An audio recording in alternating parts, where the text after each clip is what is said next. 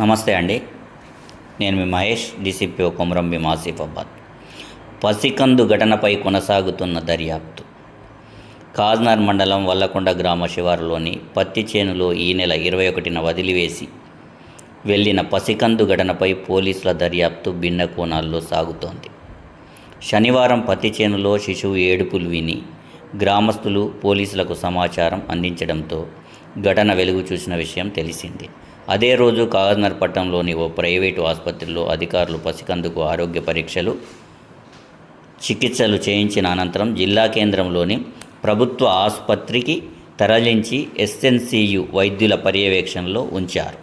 జిల్లా సంక్షేమాధికారి భాస్కర్, డీసీపీఓ బూర్ల మహేష్ సిబ్బంది ఆధ్వర్యంలో సోమవారం ఆ పసికందును ఆదిలాబాద్ జిల్లా కేంద్రంలోని శిశుగృహకు తరలించినట్లు అధికారులు తెలిపారు.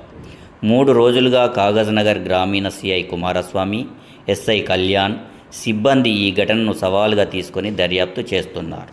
జిల్లా ఎస్పీ నితికా పంత్ ఆసుపత్రిని సందర్శించి శిశువు ఆరోగ్య పరిస్థితిని పరిశీలించారు. ఈ ఘటన ఛేదనలో కాజ్నర్ పట్టణ మండలంలోని ఆయా గ్రామాల్లోని అంగన్వాడీలు, ఆశా కార్యకర్తలు, ఏఎన్ఎంలను భాగస్వాములను చేశారు.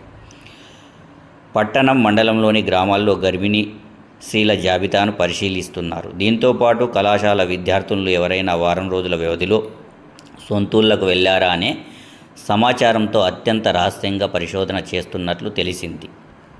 సమాచారం అందించి సహకరించిన వారికి పోలీసు శాఖ ఆధ్వర్యంలో పారితోషికం అందిస్తామని, వారి పేర్లను గోప్యంగా ఉంచుతామని కాజ్నర్ గ్రామీణ సిఐ కుమారస్వామి తెలిపారు.